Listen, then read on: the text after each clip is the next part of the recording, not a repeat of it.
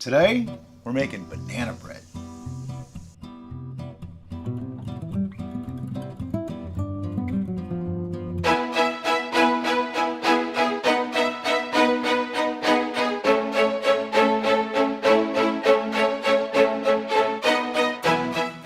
Hi, I'm Brian. I'm Derica, and you're watching City Studying Cooks. Today, Brian is going to share with you his infamous recipe for banana bread. Infamous? It's not infamous. It's awesome. It is. It's one of my favorite things. Somebody actually asked for it just recently, and I was like, Nana bread! I'm making nana bread! Okay, anyway, to make my banana bread, let me get the sheet. I actually have notes on this one. To make my banana bread, you need 1 cup of sugar. You need 1/3 cup of butter. Some people like margarine. Margarine's disgusting. Don't use margarine. It's gross. Butter. Use butter. It should be slightly soft. Mine's not. I'll show you how to deal with that. 2 eggs. I use about 3 bananas. I've put more in and it came out weird. I put less in and it came out less than good. So I use 3. You know what? They range in size. Deal with it. 1/3 cup of water. Yeah, about right. Use good water. Don't use chlorinated from the tap water because, nobody likes chlorine in bananas. It's not a good flavor combo. 1 3/4 cups all-purpose flour. There's going to be a metric conversion right in about here because I used to use cups. This is an old recipe. A teaspoon of baking soda. I actually measure it. 1/2 teaspoon of salt. I more or less measure it. 1/4 teaspoon of baking powder. I measure that. Some people put nuts in their banana bread. If I wanted nut bread, I'd make nut bread. This is banana bread. We're nuts enough around here, so no nuts for us. Don't get me wrong, I like nuts. I am nuts for nuts, but I am not putting nuts in my nana bread. All right. See what I did there? Anyway, so to do this, what you want to do to start is you want to get your sugar, your salt, and your eggs together. So that's 1 cup of sugar. And yes, you really do need 1 cup of sugar. See? Just do it. And the salt.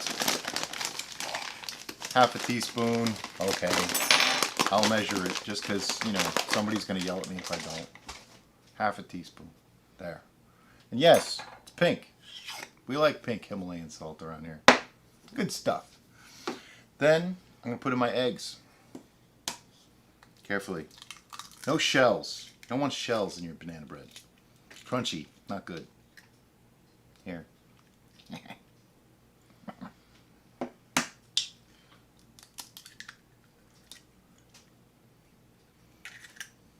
Alright, now I got egg all over my hands. I'll be right back. Okay, so we have our eggs, we have our salt, we have our sugar all in here. What we're going to do now is what's called creaming the sugar. Sort of. Because we're not doing it with butter, we're doing it with eggs. So it's not really creaming, it's more like egging the sugar. But you get the idea.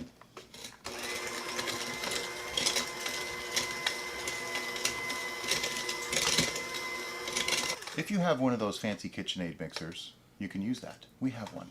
It's over there. It's more complicated to put that on the table than it is to just whip out the little hand mixer and do this. If you really wanted to, you could do it by hand as well. Okay, now that I have this sort of going, I'm going to take it, and put in my butter. I'm going to save the wrapping because there's always a little bit left on there. You'll see why. I'm using this as my loaf pan. A standard loaf pan is a little bit too big. I find that this one is just the right size. It gives a nice browning edge on the sides. Works well. Okay, because my butter is still slightly cold, I'm just going to sort of break it up a little and then get it in there. It wasn't that bad. We want to make this a homogeneous mass. Do not be tempted to put in the flour yet. Trust me. Remember pancakes? We don't want rubbery banana bread. Okay, see how that's nice and fluffy? That's how I like it. What I'm doing is I'm getting a little bit of the leavening going already. I'm just getting it started. Now, wouldn't be banana bread without bananas, right? So By the way, did you know the right way to peel a banana? You pinch the bottom and go like that. Look at that. That's how the monkeys do it. That's how I'm doing it. I can see the comments now.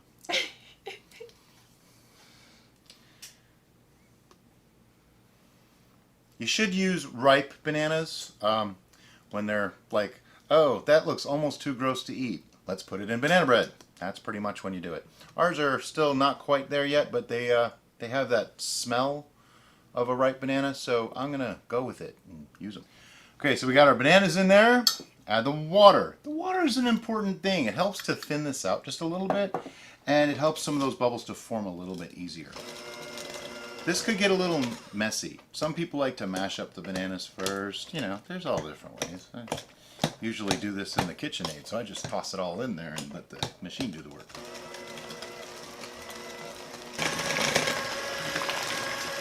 It's starting to get gloopy, and I just got a little on Derica.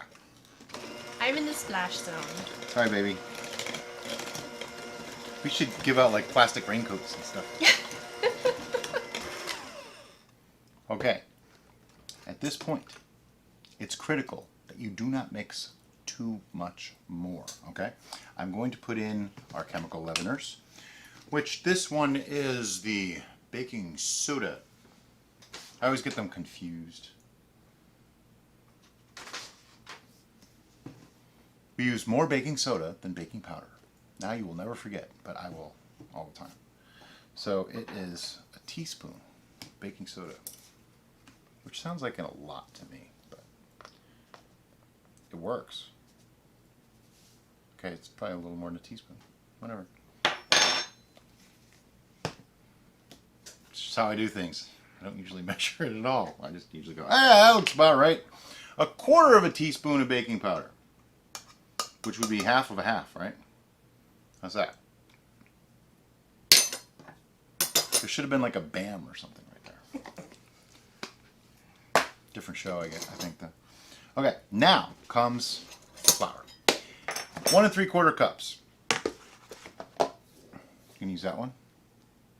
I don't It's a know. cup. I think I don't remember. I'm using this. Okay. Now, here's why I don't like to do cup measurements. Is that a cup? Is it more than a cup? Is it packed in? Is it not packed? I don't know, but I'm putting that much in. And then 3/4. That's about 2/3. That's still like 2/3. There, that's about 3/4. I will have actual measurements for this. Promise. Now, everything's here. I just want to get this all mixed through. I don't really want to add gluten. We don't want to form any gluten with this. So just a little bit, mixing it around.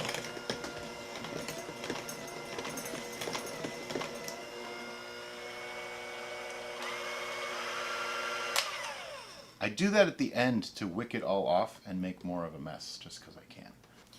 I have decided, made a corporate decision here.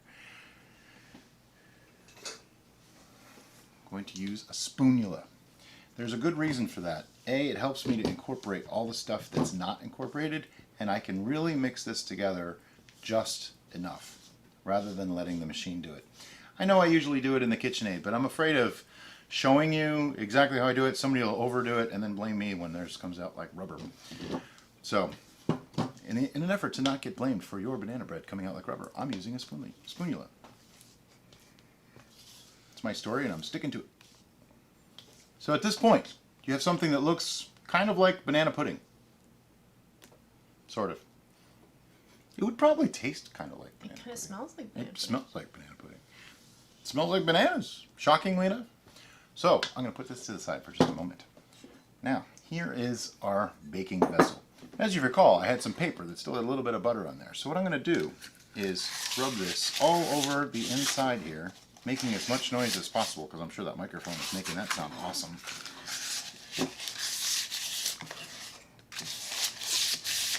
You want to make sure you grease all sides of the pan. This stuff sticks, burns, and doesn't come off. And I really don't want to have to crack my baking dish to get it out. So,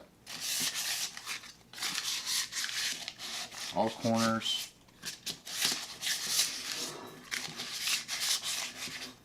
case you're wondering, yes, this is one of my worst nightmares. It would be worse if I was putting caramel all over it, but, you know. All right.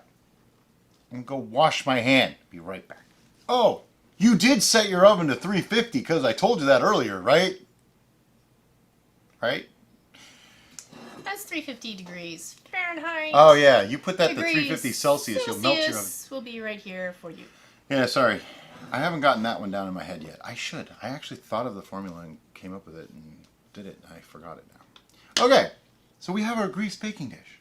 Now, we ceremoniously pour this all in. Just like that.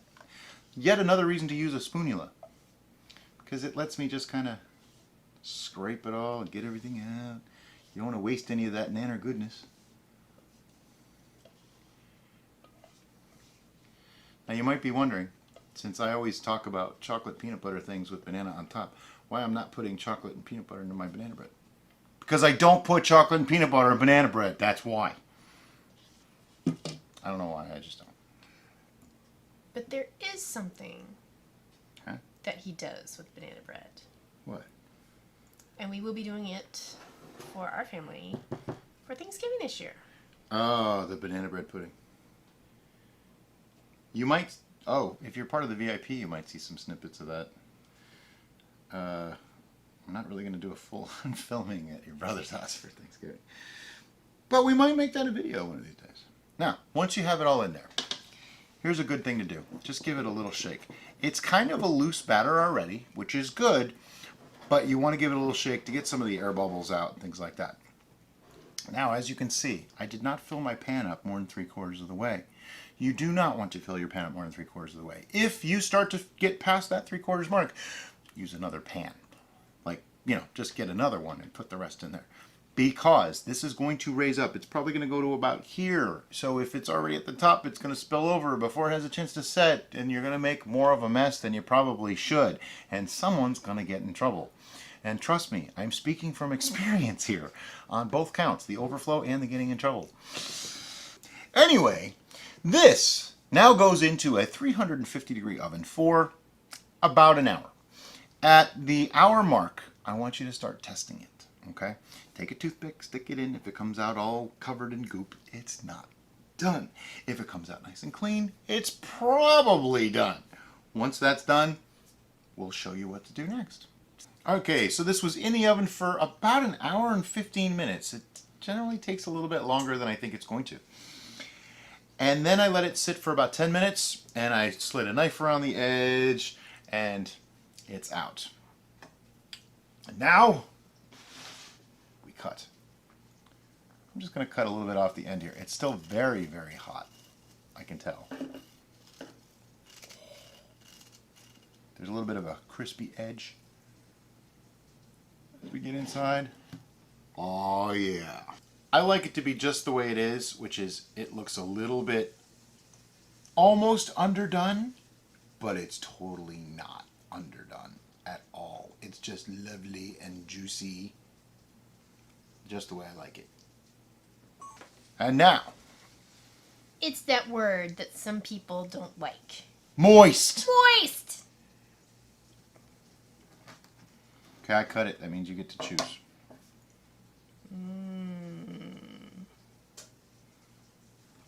This one. Okay. This is probably the only bread that I actually like the end.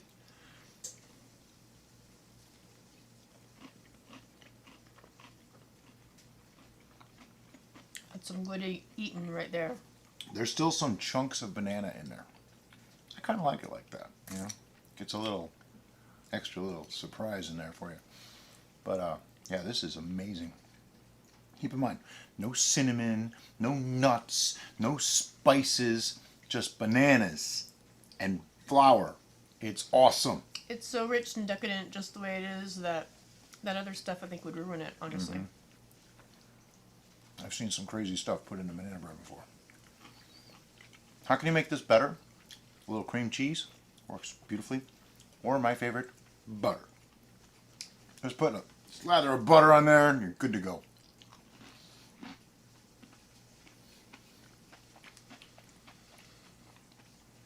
Also, storage options. You can cut this up and freeze individual little slabs of it. You can freeze the whole loaf once it's cooled completely. If you decide not to do that, do not refrigerate it. It will go stale on you instantly. It is a bread. Put it in a plastic bag. You might get like 3-4 days out of it, if it lasts that long. This will be gone tomorrow, just so you know. I might eat it for like the next 2 meals. So anyway, if you like this video, give us a like. If you want to see more of what we do, hit subscribe, and that way you can get notified. Don't forget to hit that little bell too. Some people say that it actually works. And if you want to see some behind the scenes and more goofiness and crazy things that we do, and see what we do more often with exclusive content, you can join our VIP club by signing up for Subscribestar or Patreon. Links in the description below. As always, thanks for watching, guys. Have a great day. Bye-bye.